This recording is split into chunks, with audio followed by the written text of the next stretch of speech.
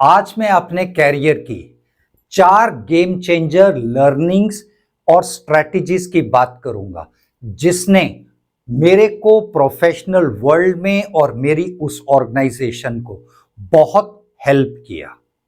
मैं इसमें किसी भी ऑफिशियल का, कोलीग का या उस ब्रांड का या अपने कॉम्पिटिटर्स का नाम बिल्कुल नहीं लूंगा। मैं कहीं भी किसी को डीमीन नहीं करना चाहता। मैं इसको सिर्फ एज अ लर्निंग आपके साथ शेयर करता हूं कि ये स्ट्रैटेजिक डिसीजंस कितने हेल्प करते हैं। तो सबसे पहले मैं बात करूंगा जब एक ब्रांड के लिए हमने प्रोडक्ट लॉन्च किया तो हमारा एक बहुत स्ट्रॉन्ग कॉम्पिटिटर था जिसकी ऑलमोस्ट 80-90% मार्केट शेयर था। उनके पास वो फर्स्ट मूवर एडवांटेज था। तो जब हमने अपने उस प्रोडक्ट को लॉन्च किया तो हमने स्ट्रैटेजिकली एक काम तो ये किया कि हमने 50% जो डीलर नेटवर्क बनाया वो हमने अपने प्रोडक्ट को उनके डीलर्स के काउंटर प्लेस पर रखा, वहां शोकेस किया और 50% जो हमारे खुद के ब्रांड के डीलर थे उनके वहां प्लेस किया। अब इसका फायदा क्या हुआ? ये एक बहुत स्ट्रैटेजिक मूव थी जिसने हमको बहुत फायदा दिया। तो जितने भी वॉक इन कस्टमर आते थे उस ब्रांड के लिए, उनके वहां हमारा प्रोडक्ट अगर प्लेस है तो हमको एक एक्सपोजर वहां मिल गया। और जो कोई कस्टमर हमारे ब्रांड लॉयल थे वो हमारे काउंटर आउटलेट पर आते थे तो वहां उनको उसका एक्सपोजर मिल गया। तो इस स्ट्रैटेजी ने हमको बहुत कम समय में बहुत अच्छे रिजल्ट्स दिए। एंड सेकंड मैं बात करूंगा मार्केट शेयर स्ट्रैटेजी। ये हमने वो काम किया जहां जो ब्रांड्स थे उस प्रोडक्ट लाइनअप में सबके नेशनल डिस्ट्रीब्यूटर्स थे, किसी के भी रीजनल डिस्ट्रीब्यूटर नहीं थे। वो उस इंडस्ट्री का पैटर्न ही नहीं था, काम करने का तरीका ही नहीं था। तो हमने उस नेशनल डिस्ट्रीब्यूटर के कॉन्सेप्ट से हटकर रीजनल डिस्ट्रीब्यूटर अपॉइंट किए। एज अ रिजल्ट हमारा पेनिट्रेशन बढ़ गया, हमारा एमओपी बहुत कॉम्पिटिटिव हो गया, उन रीजनल डिस्ट्रीब्यूटर्स का मार्जिन प्रॉफिटेबिलिटी वो इंप्रूव हो गया। तो इसने बहुत हेल्प किया हमको कम समय में वो एडवांटेज लेने का।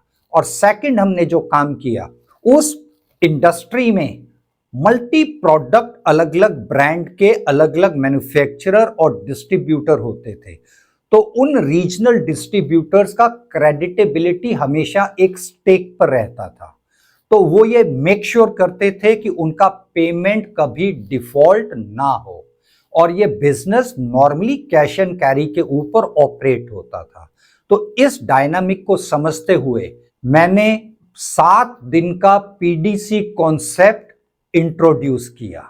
एज अ रिजल्ट, हालांकि वो एक ड्यूरेबल प्रोडक्ट कैटेगरी में आता था लेकिन वो बहुत फास्ट मूविंग में था। ऑलमोस्ट हर रोज उसका शेल्फ लाइफ रोटेट होता था। तो उस चीज को देखते हुए जब मैंने 7 दिन का पीडीसी एक्सटेंड किया तो हमारी जो रोटेशन थी वो बहुत फास्ट हो गई। उस डिस्ट्रीब्यूटर को मार्केट में ऑपरेट करने के लिए बहुत एक आसानी मिल गई एंड एज अ रिजल्ट हमको बहुत जल्द एक मार्केट शेयर बूम मिला।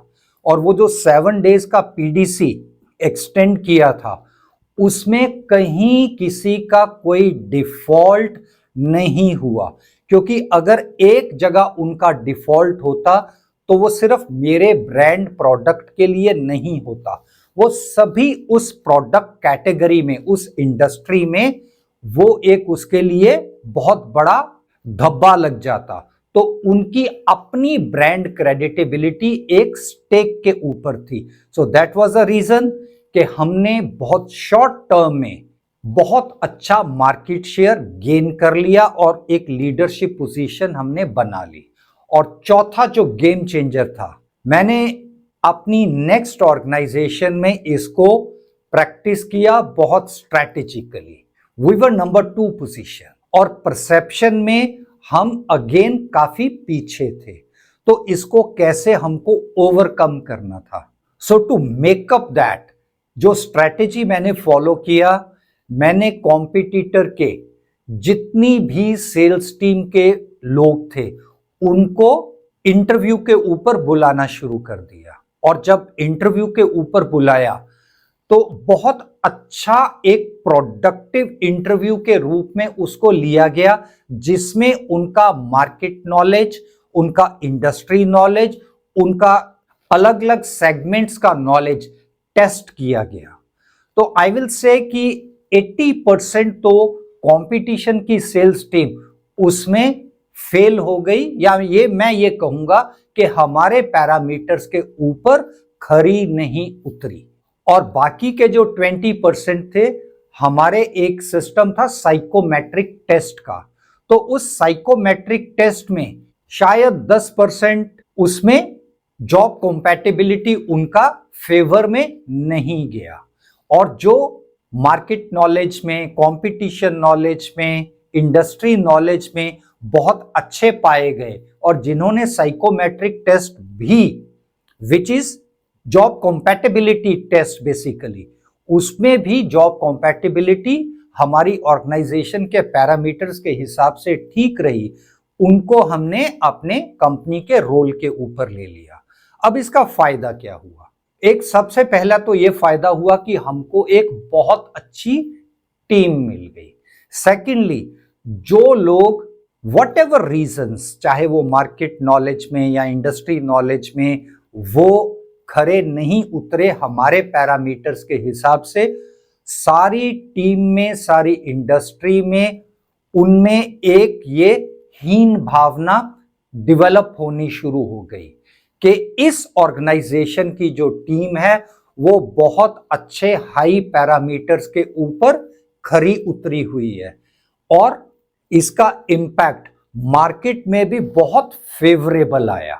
और इसमें मार्केट शेयर में भी हमने गेन किया, हमने ऑपरेटिंग रेट्स में भी गेन किया, और इसको हमने सपोर्ट किया with very rigorous consistent sales and training programmes. सिर्फ हमने एक अच्छी टीम को लेकर वहीं पर बात नहीं छोड़ दी, हमने बहुत इन्वेस्ट किया, टाइम में भी, एफर्ट्स में भी, एंड फाइनेंशियली भी।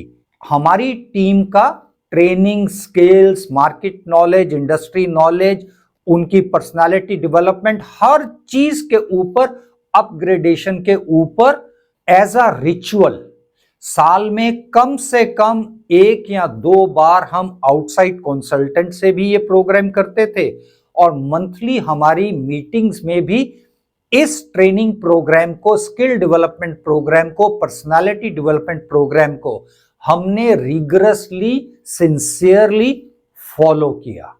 लेकिन ये चीज कहीं भी हमने अपनी टीम में या मार्केट में बिल्कुल भी डिस्कस नहीं की, क्योंकि इसका अदरवाइज कुछ नेगेटिव इंपैक्ट मैंने फोरसी किया।